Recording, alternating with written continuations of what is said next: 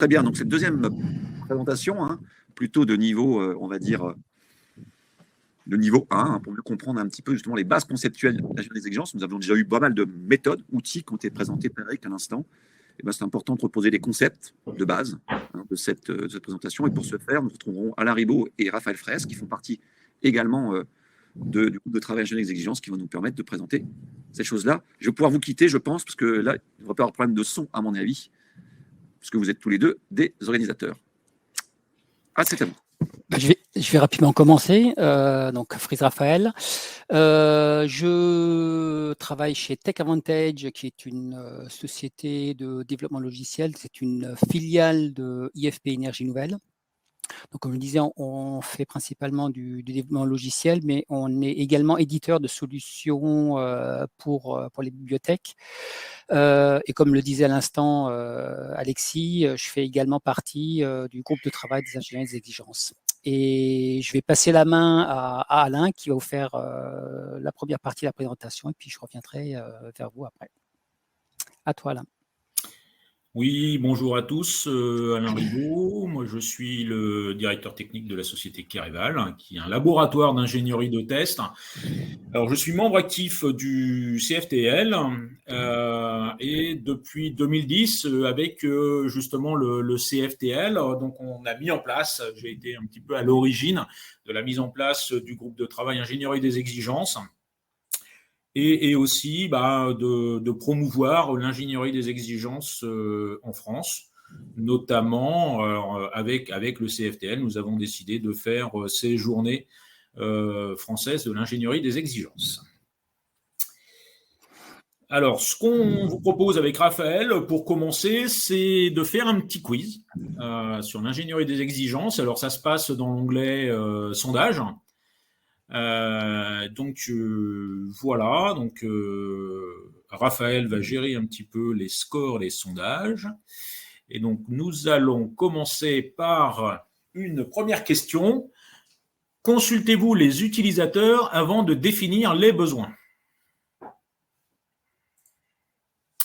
Donc, n'hésitez pas à répondre au sondage. Raphaël, c'est en cours? C'est en cours, ouais. Hop.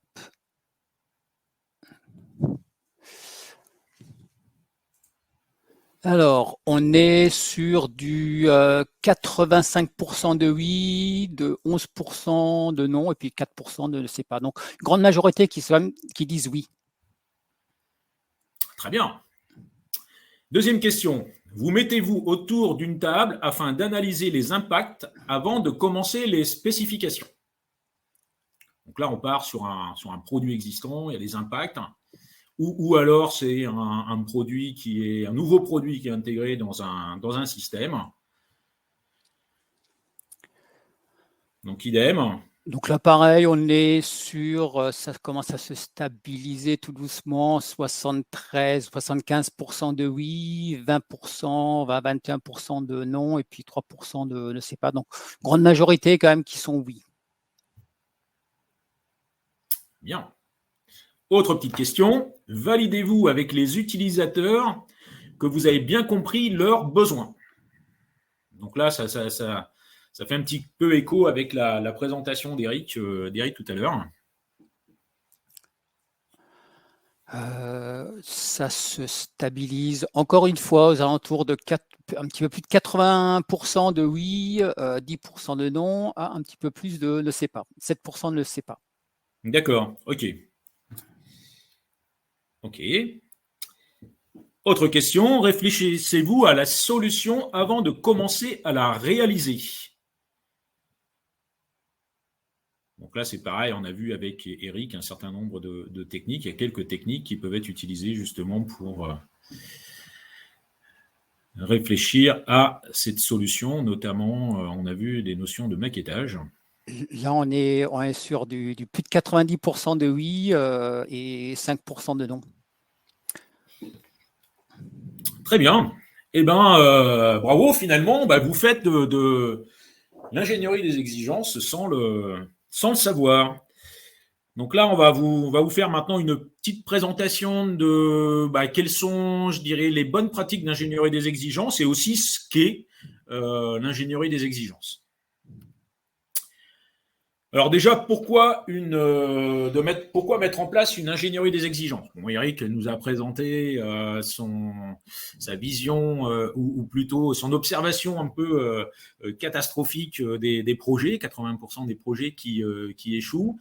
Effectivement, l'ingénierie des exigences peut aider justement à améliorer la gestion des projets.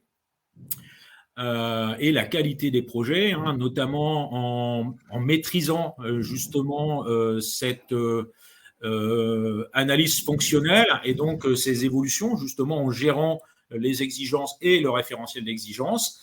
Et l'ingénierie des exigences va aussi pouvoir supporter la gestion de projet. Alors dans CMMI, on voit bien qu'il y a des processus clés ingénierie des exigences, des processus clés gestion de projet.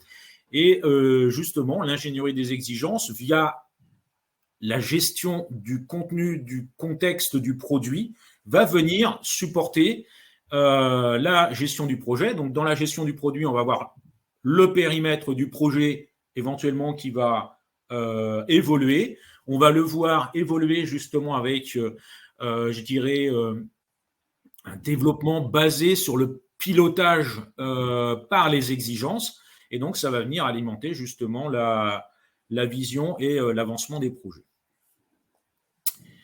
Alors, ce petit schéma que vous connaissez tous, hein, plus le bug est découvert tard et plus il coûte cher. L'avantage qu'on a avec l'ingénierie des exigences, c'est que justement, cette activité, ce processus, ou ces processus, si on parle de développement et de gestion des exigences, sont mis en œuvre très très tôt dans le cycle de vie du projet. Et donc, l'idée, justement, c'est de travailler très en amont sur, comme le disait Eric, bien comprendre le besoin, bien le transcrire en exigence et donc en spécification, en exigence, donc en spécification du besoin, exigence métier, et puis après en spécification système et spécification composants fonctionnels et non fonctionnels à destination de l'IT.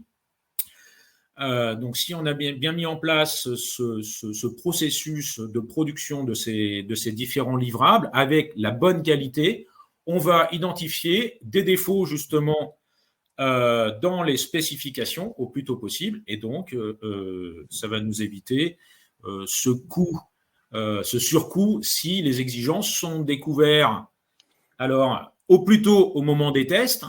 Mais si on parle un petit peu d'exigences non fonctionnelles et notamment la tenue en charge, on pourrait, comme c'est arrivé dans certains projets, s'en rendre compte en opération. Donc, que ça ne tient pas la charge, quoi, tout simplement. Hein, donc voilà. Donc, bien mettre en œuvre et bien dérouler toutes les activités que je vais vous présenter maintenant. Donc, l'ingénierie des exigences, oui, alors, et généralement, c'est ce qu'on retrouve dans la littérature, notamment des CMMI, est divisé en deux grosses activités. Hein. Le développement des exigences, donc la production, la formalisation des exigences, et puis la gestion du référentiel des exigences pour le faire vivre, hein, parce que de toute façon, on sait bien que les produits vivent, évoluent, et donc il faut faire évoluer ce référentiel des exigences. Concernant le développement des exigences, on va y retrouver trois activités majeures. Des fois, il y en a quatre parce qu'effectivement, la spécification, elle peut se diviser en formalisation et en documentation, mais là, on est parti sur trois. Donc, l'élucidation des exigences, la spécification des exigences, donc la formalisation, et puis la vérification et la validation des exigences. Donc là, s'assurer qu'effectivement, les exigences sont de qualité. Alors, cette définition de l'exigence, moi, je l'adore. Pourquoi? Parce que justement, elle formalise bien, elle recoupe bien ce que c'est qu'une exigence et finalement, c'est la base de l'ingénierie des exigences. Donc, c'est qu'une condition, une capacité nécessaire à un utilisateur pour résoudre un problème ou atteindre un objectif. Donc là, on voit bien qu'on est sur l'exigence de l'utilisateur, hein, donc qui est sorti de son besoin et qui a été formalisé, comme l'a montré Eric, pour que ce soit bien exprimé. Hein, donc voilà, donc là on est côté problème, on n'est pas côté solution. Hein, donc on demande à l'utilisateur final, que je différencie du client, comment qu'il formalise bien son besoin et on l'aide là-dessus. La deuxième partie de l'exigence, c'est une condition, une capacité que doit posséder un système afin de satisfaire au terme d'un contrat, d'une norme ou d'une spécification formellement imposée. Donc là, pour retraduire ça, là, on est réellement sur la partie spécification système et spécification composant, hein, donc spécification générale et spécification détaillée. Là, on est bien sur la solution qui répond justement à la première partie, qui répond au problème. Et puis, une représentation documentée de cette condition ou capacité. Donc là, effectivement, il faut que tout soit documenté. Eric a parlé d'explicite et d'implicite.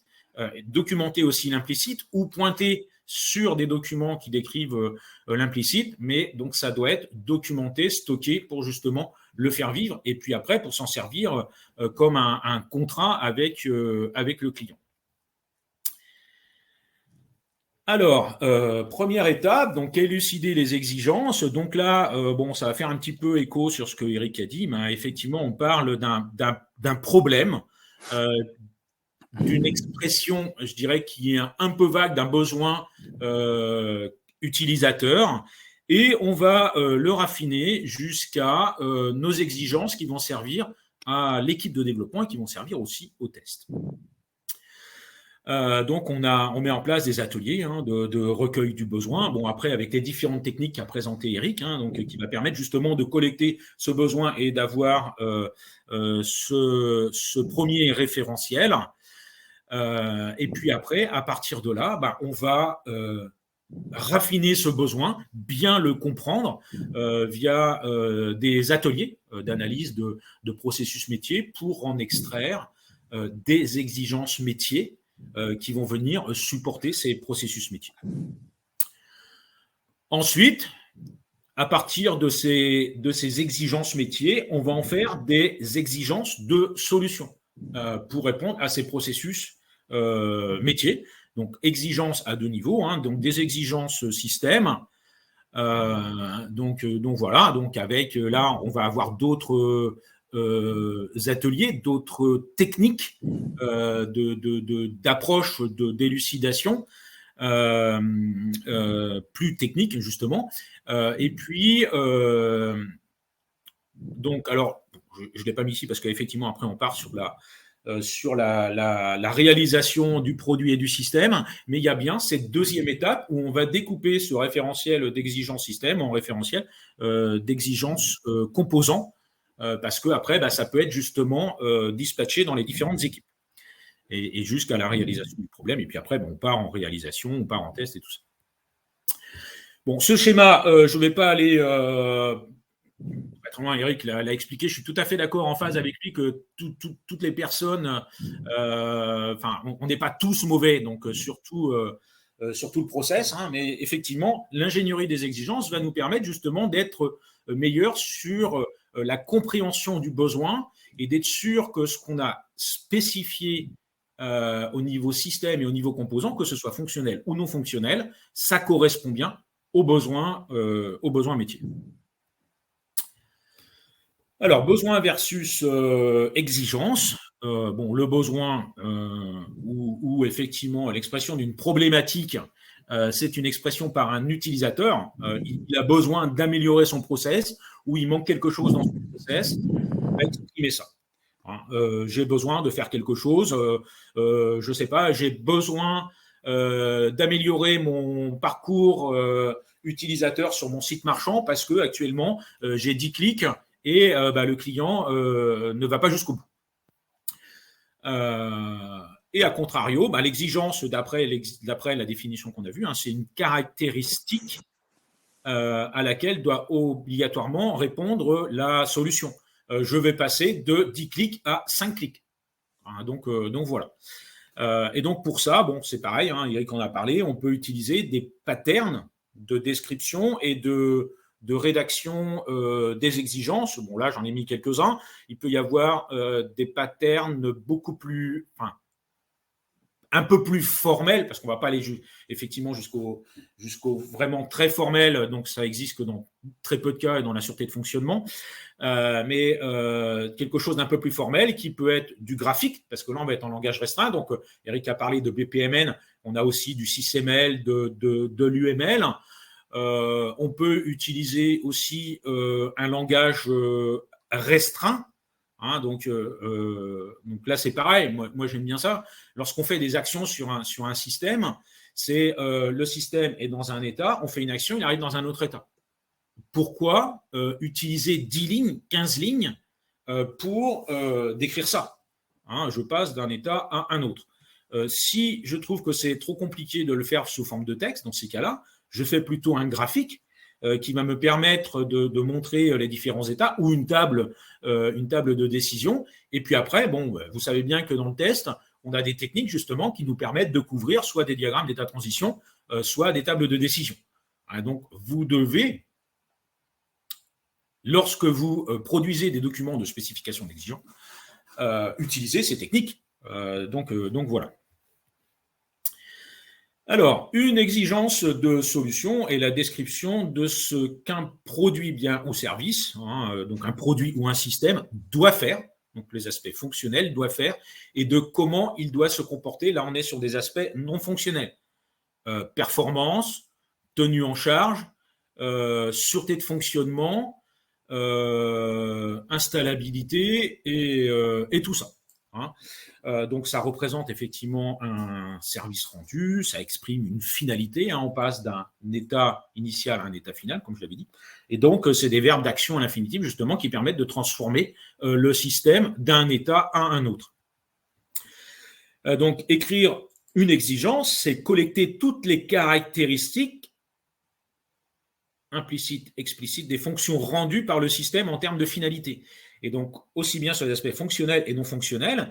Et c'est pour cela, justement, que Eric a dit qu'il y avait une technique qui était intéressante à utiliser, c'est la checklist 25010, dans laquelle, justement, on a la liste de toutes les exigences fonctionnelles et non fonctionnelles. Donc, il y a même eu des travaux qui ont été faits sur, justement, avoir des patterns de description de ces exigences fonctionnelles et non fonctionnelles. Et donc, comme c'est une checklist, on regarde, est-ce que j'ai besoin d'une exigence de portabilité? Et donc, si oui, et ben dans ces cas-là, j'exprime cette exigence de portabilité qui est mon site marchand doit fonctionner sur la dernière version de Firefox, sur la dernière version de Safari. Et uniquement sur cette version-là et pas sur les versions précédentes. C'est mon exigence non fonctionnelle. Alors, l'exigence est-elle suffisamment explicite? Bon, là, c'est pareil, je ne vais pas m'étendre parce que Eric on a parlé, hein, mais l'exigence doit raisonnablement permettre de concevoir, de construire et de tester le système. Hein. Donc là, on arrive un petit peu sur les aspects qualité. Là, c'est pareil, Raphaël va en parler un peu plus. Mais effectivement, mon exigence, sans aller trop loin, puisqu'elle est poussée vers le développeur, donc elle doit être faisable par le développeur, et comme elle est poussée par le test, elle va aussi être testable. Hein, donc, c'est au moins deux choses qu'il faut regarder lorsqu'on écrit, lorsqu'on formalise une exigence, et il faut se mettre aussi dans la peau de l'utilisateur pour bien voir si ça correspond à son besoin. Et donc, effectivement, lire, revoir l'exigence d'un point de vue du développeur et d'un point de vue du testeur. Alors, comment effectivement on fait pour passer du besoin à l'exigence, hein, donc, bon, effectivement, au départ, la première fois qu'on discute avec le client ou l'utilisateur final, je ne sais pas si ça vous est déjà arrivé, vous avez du mal un peu à comprendre ce qu'il vous dit parce que ça va un petit peu dans tous les sens. Et donc là, ce qu'on fait, c'est qu'on mène avec lui des ateliers justement pour raffiner les choses. Donc voilà, jusqu'à avoir ces exigences métiers bien formalisées, explicites. Et puis après, on va les transformer en exigences système, en exigences composants, qu'on va mettre dans un référentiel d'exigence, et puis après, qu'on va faire vivre. Et donc, ça permet effectivement de gérer la connaissance, l'historique du système et du produit.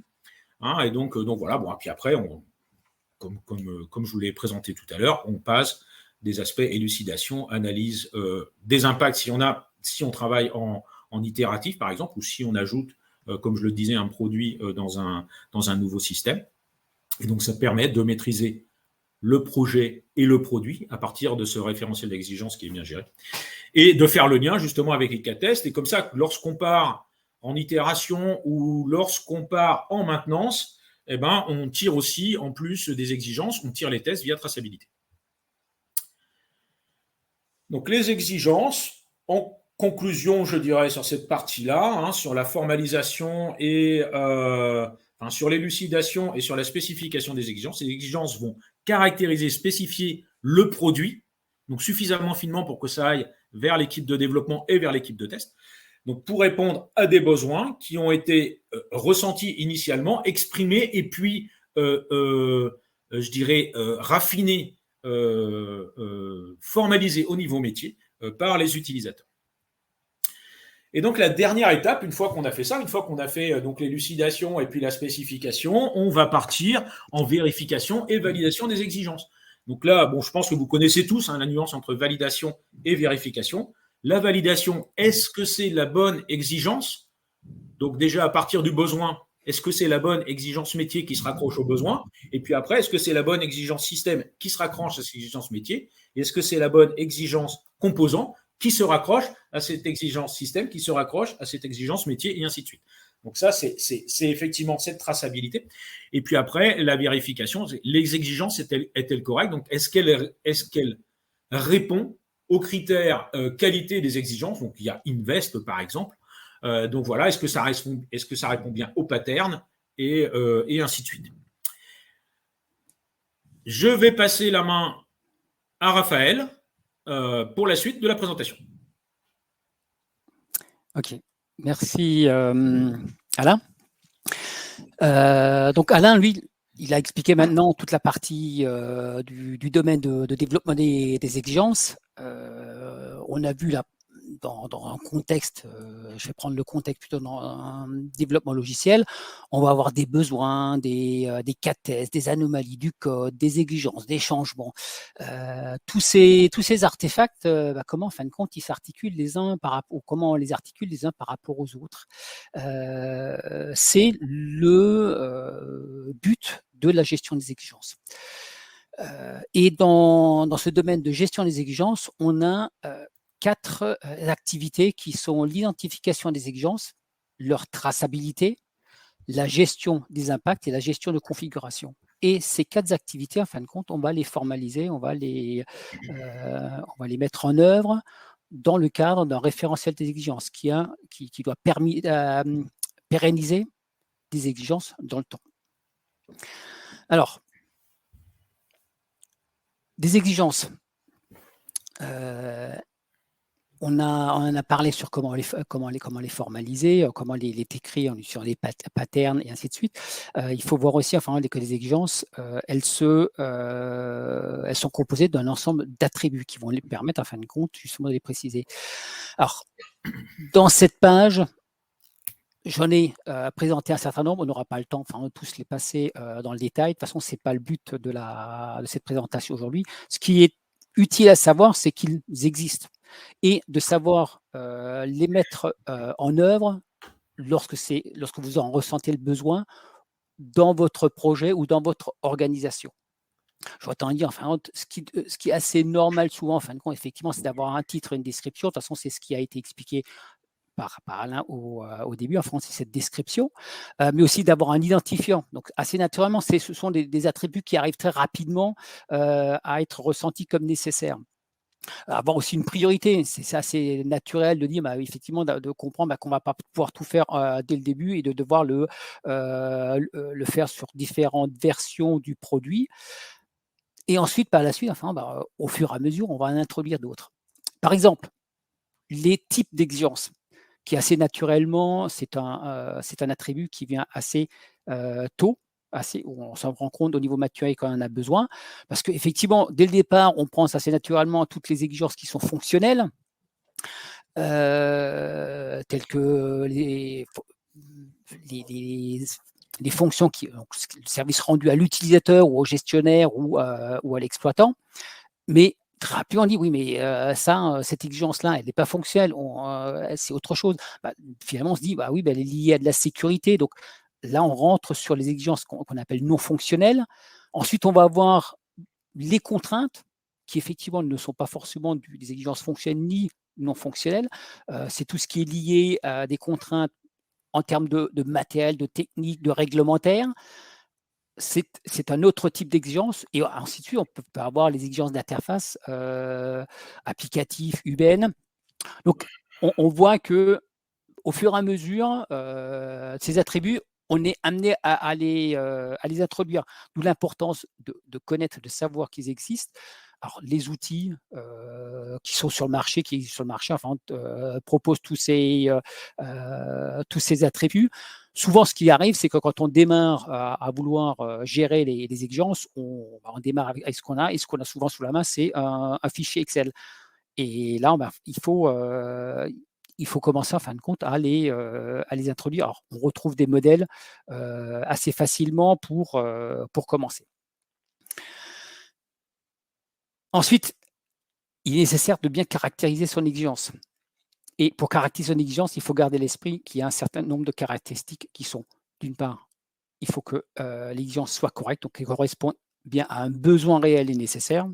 On l'arrive souvent, en fin de compte, c'est le fameux produit en or, qu'elle soit atomique, qu'elle n'exprime qu'un seul fait, non ambigu. Alors, sur les aspects non ambigus, en fin de compte, c'est être attentif au vocabulaire utilisé et de ne pas créer des ambiguïtés. Pour donner un exemple, si je dis Pierre sans la rose, finalement, il y a au moins deux interprétations qu'on peut en avoir. C'est est-ce que Pierre sans la fleur, est-ce qu'il renifle la fleur, si je le dis autrement, ou en fin de compte, est-ce que son odeur corporelle a une odeur de rose? Donc, on voit bien, en fin de compte, selon comment on va l'écrire, on peut avoir différentes interprétations. Ensuite, enfin, ces aspects, est-ce que l'exigence est complète? Est-ce qu'elle est cohérente, évaluée, traçable, vérifiable?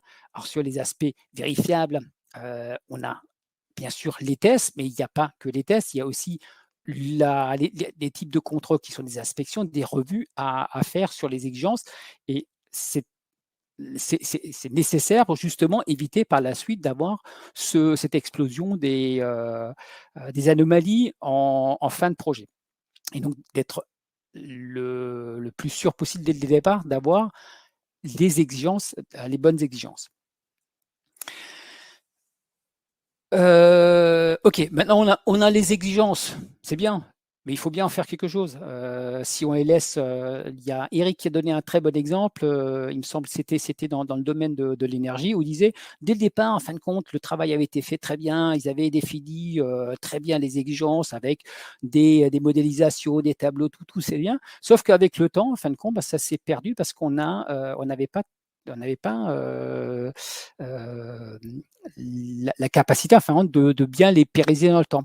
Pour pérenniser les exigences, ça se fait dans un référentiel, c'est ce qu'on appelle le référentiel. Et lui aussi, en fin de compte, doit avoir un certain nombre de caractéristiques, à savoir être complet, être cohérent, être doté d'une structure claire, modifiable et extensible. Alors, toujours pareil, quand on va s'orienter à prendre un outil pour faire le travail, on se donne déjà on met déjà pas mal de chances de ce côté d'avoir ces caractéristiques. Mais il ne faut jamais oublier, l'outil ne fait pas le travail à la place de la personne qui est responsable des exigences. Donc, c'est bien lui, enfin, qui doit avoir bien à l'esprit toutes ces caractéristiques et bien s'assurer, en fin de compte, de la complétude, de la cohérence.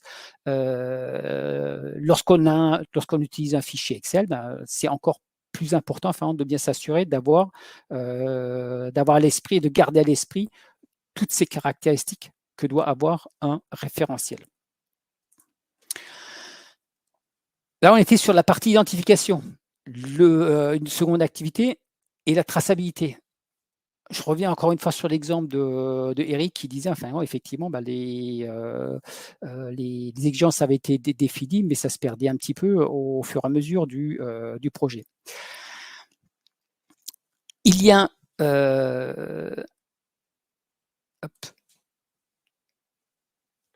le projet en France démarre avec un besoin qui est exprimé par le métier. Ce besoin est repris par l'analyste qui, lui, en fin de compte, le transforme en exigence. Ces exigences, Hop, je reviens. Voilà. Ces exigences, ensuite, elles donnent lieu à des tâches pour que l'équipe, dans le cas d'un logiciel, réalise le code. Et ensuite, en fin de compte, on a les testeurs qui font les cas de tests, qui découvrent des bugs. Il faut pouvoir lier, il faut pouvoir savoir à un moment donné quelle est la couverture des exigences par les tests, quel bug est lié à quelle exigence, quel bug est lié à quel code, et aussi par rapport aux besoins. Les exigences, en fin de compte, je l'avais dit à l'instant, on ne peut pas toutes les fournir dans la même version. Donc, on va avoir certaines exigences qui seront dans une version donnée, qui elle ensuite sera mise en production.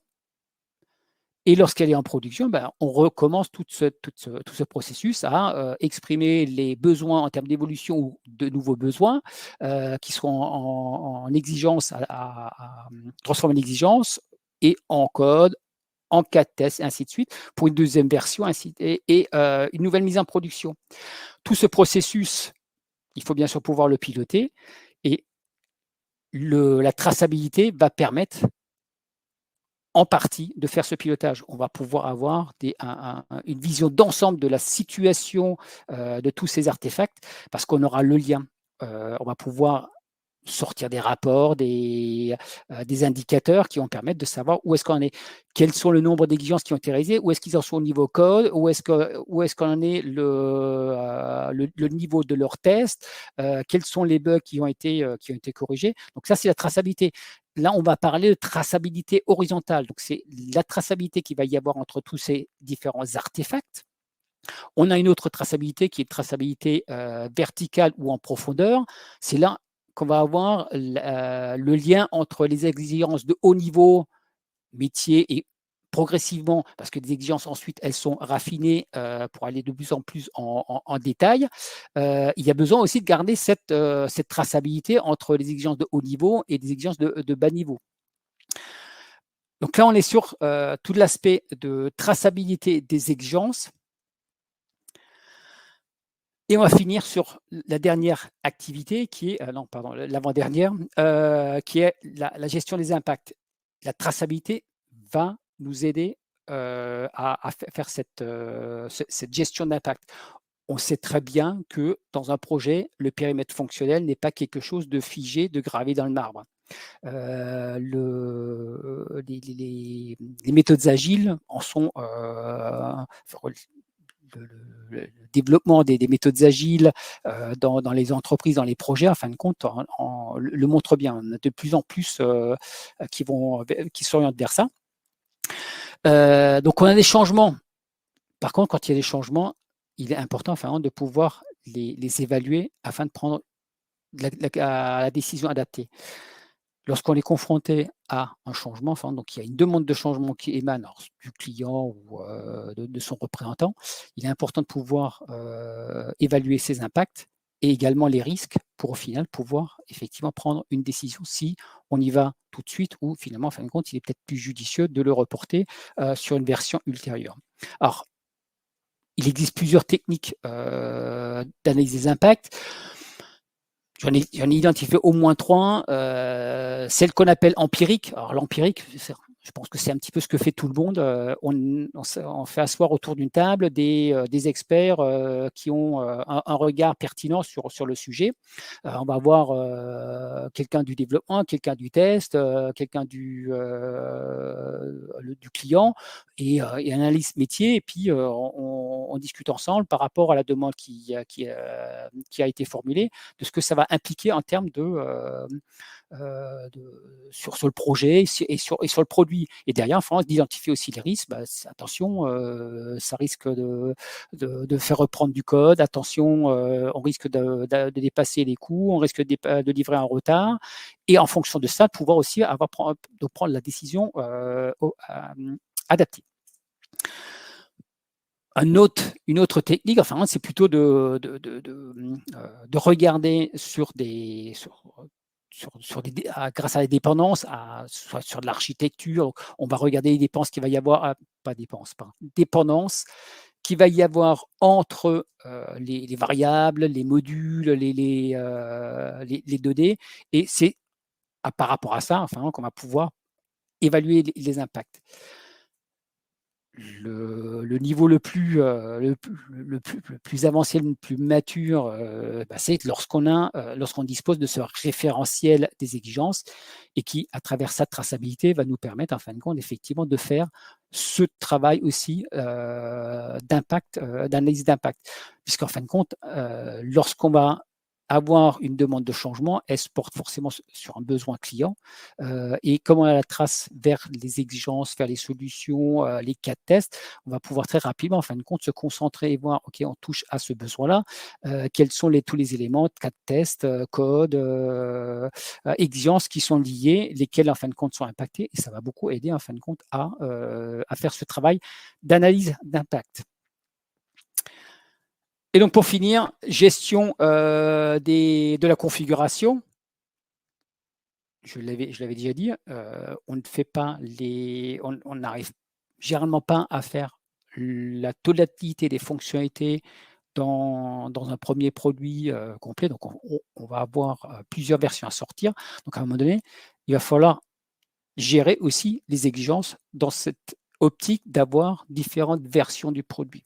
Parce que pourquoi, en fin de compte, selon les versions du produit, on va ajouter de nouvelles fonctionnalités. Il y en a peut-être certaines, en fin de compte, qu'on va retirer, va rendre obsolètes. Il y en a certaines qu'on va faire évoluer. Alors là, pour l'exemple, je vais prendre le cas d'une exigence qui va évoluer entre la version 1 et la version 2. Donc la version 1 est entièrement faite, elle a été mise en production et donc elle est dans la version 1. Le client a exprimé ou avait déjà exprimé son besoin donc, de faire évoluer l'exigence pour la faire compléter, parce que dans la première version, ça ne lui rend pas totalement de service auquel il s'attend. Du coup, au niveau référentiel, l'exigence en version 1 sera, là c'est pour l'exemple, c'est sur comment le mettre en œuvre. Il y a d'autres moyens de le mettre en œuvre. Pour l'exemple, sur la version 1 de l'exigence, en fin de compte, elle est marquée dans l'état en prod pour avoir l'information de quelle est actuellement en production. Et pour le coup, en fin de compte, on va pouvoir dupliquer l'exigence avec certains de ses attributs pour, en fin de compte, indiquer qu'elle est en cours. Donc, c'est celle qui est à faire. On l'indique aussi qu'elle est en version 2 et on va pouvoir, du coup, la compléter avec les descriptions et les attributs qui vont évoluer. Lorsque cette exigence aura été développée, testée et finalement va passer en production à un moment donné, donc elle sera en production, celle qui est en version 1, on va pouvoir la noter en clôturé. On garde l'information en fin de compte de ce qui s'est passé, de l'évolution qui aura été réalisée. Ça permet aussi par la suite d'arriver à comprendre ce qui s'est passé, pourquoi dans certains cas on a parfois des régressions, par exemple, ou d'autres solutions, ou pourquoi en fin de compte telle fonctionnalité a changé en termes de comportement. Voilà, moi j'en ai terminé sur la partie gestion des exigences. Il me reste un petit peu de temps. Pas beaucoup, donc je vais en profiter pour juste présenter quelques bonnes pratiques. Je n'aurai pas le temps de toutes les présenter. De toute façon, vous aurez le support et vous pourrez en prendre connaissance après. Je dirais, la première chose, effectivement, c'est définir un glossaire. Je l'avais dit il y a un instant, ce qui pose souvent problème, c'est l'interprétation que font les gens de certains termes. Entre le client et le fournisseur, certains termes utilisés n'ont pas la même signification. Et lorsqu'on l'utilise, en fin de compte, si on ne les clarifie pas et si on n'a pas décrit dans un glossaire clairement quelle est la signification pour le client de ce terme-là, ça peut poser des problèmes lors de la réalisation, lors du développement du produit. Éviter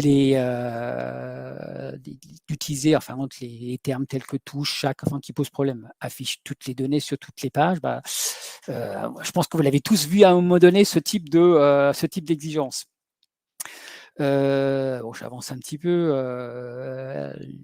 éviter les ou en surnombre. C'est toujours pareil, ce sont des bonnes pratiques. Après, en fin de compte, il faut savoir les mettre en œuvre. À un moment donné, lorsqu'on lit son exigence et qu'on se retrouve avec trop de si, de ou, c'est peut-être qu'il est bon de la reformuler. Éviter les redondances, éviter les termes vagues.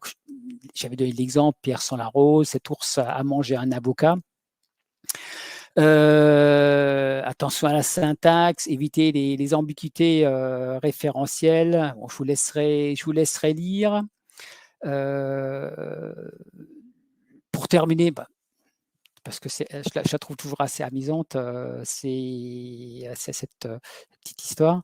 C'est une femme qui demande à son mari de faire les courses. Elle lui dit, s'il te plaît, va acheter une caisse de Kronenbourg. Et s'il y a des œufs, tu en ramènes 6. Et lorsque le mari revient des courses, il a 6 caisses de Kronenbourg. Et puis la femme dit, mais pourquoi tu as acheté 6 caisses de Kronenbourg? Et l'homme répond tout naturellement, ils avaient des œufs. Donc on voit bien qu'enfin l'interprétation est très importante pour avoir le résultat qu'on souhaite.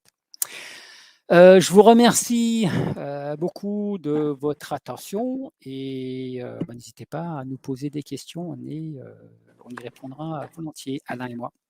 Écoutez, merci Alain, merci Raphaël. Quelques très bonnes questions qui sont posées, certaines très compliquées. Je pense que ça va être très intéressant que vous puissiez y répondre ou pas. Première question. Alors, est-il intéressant, recommandé, ça vient de changer, excusez-moi, c'est en train de dire quelque chose et ça passait devant moi, de versionner avec une user story si elle change et afin de conserver une trace documentaire. De manière générale, comment gérer les exigences en mode agile?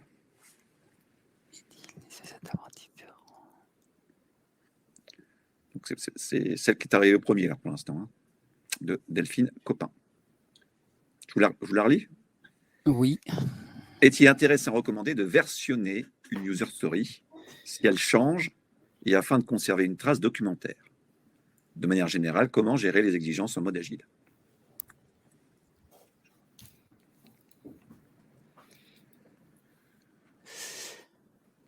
Je te laisse commencer à répondre, Raphaël. Alors, les user stories, est-ce qu'il est intéressant de les versionner? Alors pour moi, personnellement, en fin de compte, je n'ai pas connaissance d'avoir vu des user stories, mais je dis peut-être des bêtises, mais à ma connaissance, je n'ai pas vu des user stories versionnées. Alors, je ne sais pas, tu dirais quoi? Donc, ma réponse serait non. Alors, la durée de vie des user stories, c'est la durée de vie d'un sprint. Néanmoins, à partir de ces user stories, il faut faire un référentiel d'exigence, du système, parce que justement, ça va partir après en maintenance. Alors, ça me fait faire un petit peu de publicité sur notre atelier qu'on fait à la journée française des tests logiciels, hein, qui est le référentiel des user stories. Enfin, les user stories s'envolent, le référentiel d'exigence reste. Et donc c'est ça qu'il faut absolument faire, c'est-à-dire qu'on a les user stories, donc elles sont validées pendant le sprint, mais derrière, il y a un référentiel d'exigence qui est maintenu et c'est lui qui évolue justement au fur et à mesure.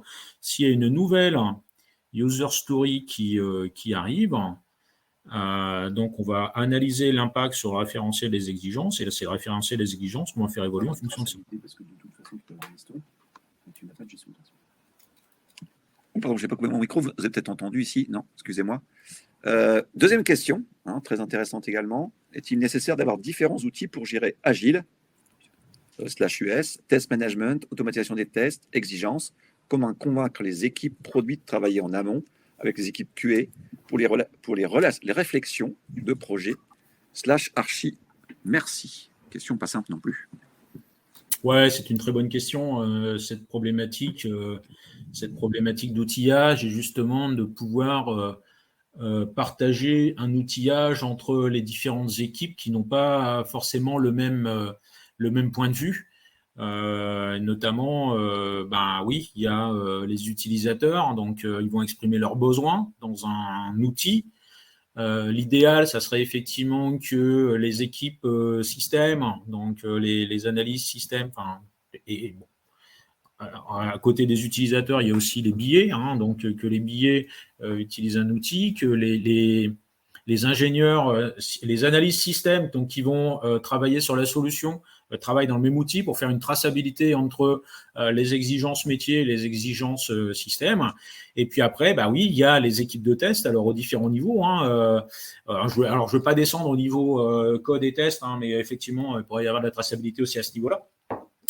Mais après, on remonte, on arrive au test système. Ça serait bien de pouvoir faire la traçabilité entre les exigences et les tests système. Et puis après, effectivement, il y a les tests d'acceptation et donc de pouvoir faire de la traçabilité entre les exigences métiers et les tests d'acceptation.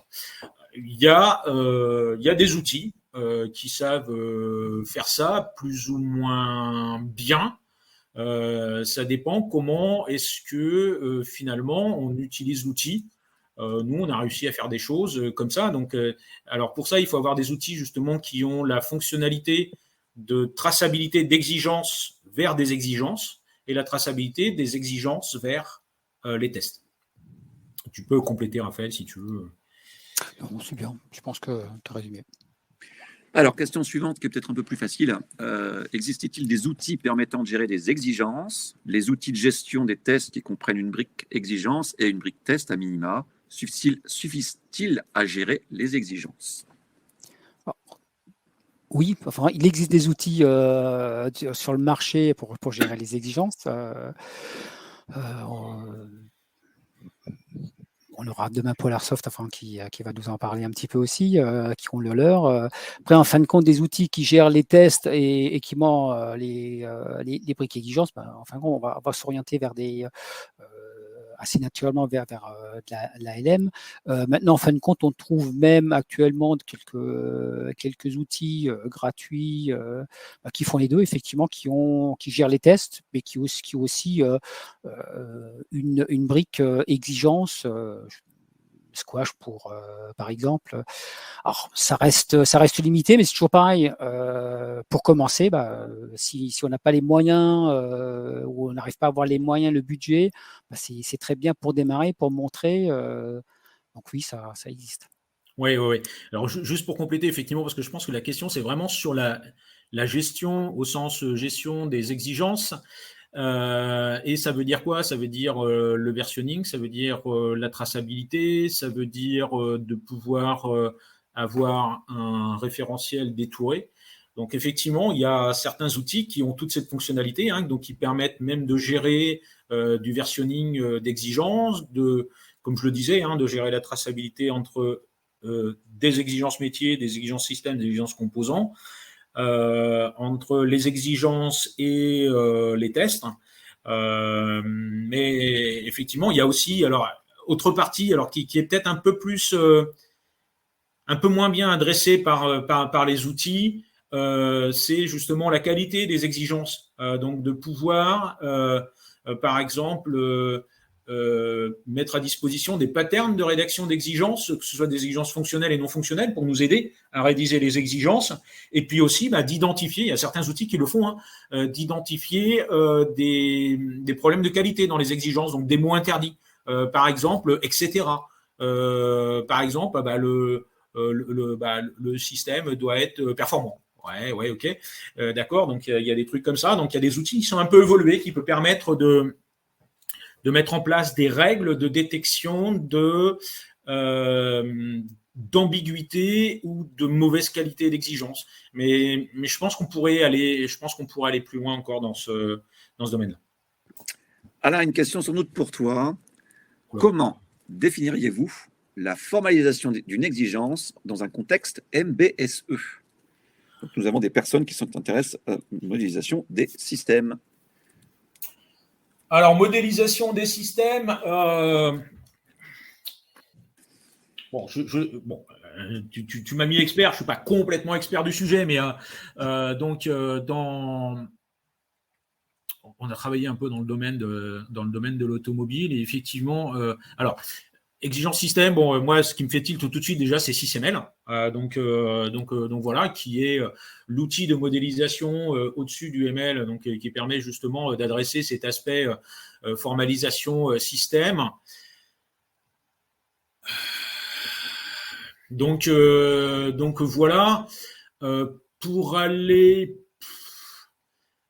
plus en détail, ouais, enfin, non, c'est ça. Après, donc, avec cet outil, on a la possibilité après de descendre effectivement sur le découpage du système en composants et effectivement de tisser après les exigences un petit peu sur les différents composants aussi. Donc voilà, moi, c'est ce que je ferai. Et puis après, bon, il y a des bonnes pratiques alors qu'on a aussi indiqué ici, hein, mais les problématiques qu'on peut avoir justement dans cette ingénierie système, c'est de bien travailler sur une formalisation pertinente des exigences et notamment pour assurer la sûreté de fonctionnement. Donc quelque chose qu'on n'a peut-être pas beaucoup parlé ici, mais tout ce qui est bien travaillé sur les plages de valeurs qui sont acceptées ou pas. Donc voilà, donc ça c'est d'autres choses aussi, donc qui peuvent être adressées par ces types d'outils, donc qu'il faut utiliser. Voilà, je ne sais pas si j'ai complètement bien répondu à la question, mais voilà ma vision des choses, quoi.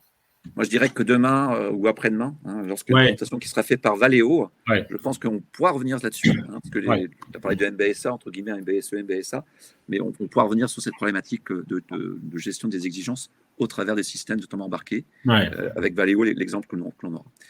Question, il ne reste que 2 questions, on va finir dans les temps. Donc, la TDD, visuel, Acceptance Test Driven Development, a-t-il le vent en poupe dans l'IE? Si oui, pourquoi selon vous? Exemple, logiciel YEST, Integ, traçabilité, BPMN, table de décision, données de conception, données d'implémentation, script d'automatisation, etc.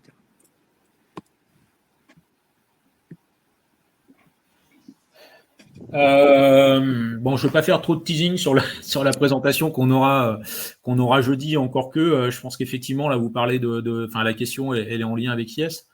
Je trouve que, bon, on a parlé aussi, Eric a abordé aussi les techniques de BPMN, justement. Moi, je trouve que c'est une approche très, très bien, justement, parce que ça permet de travailler en amont avec le métier sur la formalisation de leur processus métier et d'identifier exactement où peut se trouver les évolutions de processus métier et justement à partir de là de bien identifier les tests d'acceptation à faire en amont. Et donc effectivement, si on fait évoluer notre processus métier en parallèle, on va faire évoluer nos tests d'acceptation et donc qui peuvent même être faits en amont des développements. Et comme ça, lorsqu'on arrive au moment de faire les tests d'acceptation, il y a déjà tout qui est prêt. Donc moi, je trouve que ces approches sont intéressantes. Ça permet de faire réellement de la vérification et de validation des exigences en amont, parce que justement, on travaille sur ces processus métiers, on les valide, on valide les évolutions, on peut identifier plus facilement les impacts et les valider. Et puis derrière, de travailler sur les critères d'acceptation avant même d'avoir engagé les développements. Donc, ça nous permet de travailler beaucoup plus facilement sur la vérification et la validation du référentiel d'exigence. Allez, 2 petites questions pour terminer. Je pense que la réponse sera plus ou moins rapide. Quelle certification est recommandée pour la gestion des exigences en mode agile? Il y a un volet IREB agile. Donc, s'il y en a une à recommander effectivement pour le domaine agile, c'est la Fondation Agile. Ok, ça me va comme réponse. Alain, tu veux peut-être rajouter quelque chose? Non. Très bonne réponse, effectivement. De toute façon, sur l'ingénierie des exigences, il y a ces 2 référentiels. Donc, Eric a parlé de IQBBA et donc nous et aussi d'IREB. Donc voilà, et donc les formations certifiantes se retrouvent au moins là-dedans. Bon, après, il y a d'autres référentiels, mais Là, il y a des choses qui sont déjà très très bien. Si je peux faire un petit peu de publicité aussi sur IREB, bien, ils ont sorti un document très intéressant qui est un peu volumineux mais qui est très intéressant justement et qui reprend un bon panorama de l'ingénierie des exigences, quoi. Donc, voilà. Sachant que la littérature est aussi très très fournie sur le sujet, quoi. Mais ça permet d'avoir justement un bon panorama.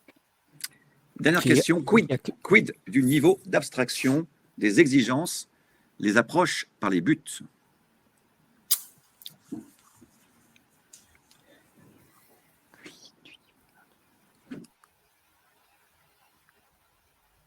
Alors, quand Alain se met en arrière comme ceci, c'est qu'il réfléchit. Hein, non, je réfléchis pas, j'attends que Raphaël dégaine.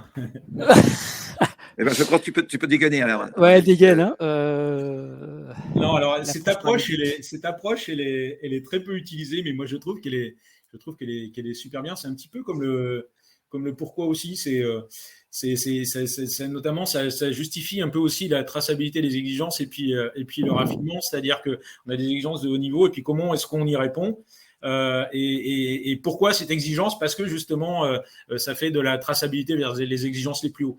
Donc voilà, moi je trouve cette approche très intéressante, mais de mon point de vue, mais parce que je ne connais pas tout, je l'ai vu très très peu utilisé. Moi, je l'ai utilisé et justement, ça permet de poser aussi pas mal de questions lorsqu'on est en atelier avec les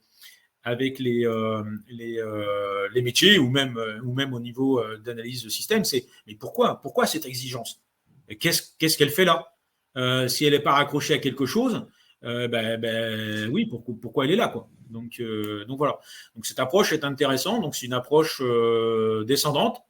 Hein, donc voilà, on part du haut et puis définir les exigences. Oui, ok. Pourquoi cette exigence? Parce que. Ok. Et comment est-ce que je réponds à cette exigence? Par ces exigences-là. Donc voilà. C'est quelque chose qui est assez simple et qui permet pour moi de valider une traçabilité. Voilà. Eh bien, grand merci pour votre présentation. On va passer maintenant, entre guillemets, au sondage, l'évaluation de la journée, si vous voulez bien. Donc, si vous cliquez dans ce sondage, vous allez pouvoir voir un certain nombre de questions qui vous sont posées, notamment sur la première présentation, sur la deuxième, et puis potentiellement également sur les thématiques que vous voudriez avoir pour la GFIE 2023 d'ailleurs, parce que c'est marqué 2022, mais c'est plutôt 2023 l'année prochaine, vraisemblablement. C'est pas grave, Raphaël. Ah oui. On est là pour faire des erreurs et des bugs, rien de grave.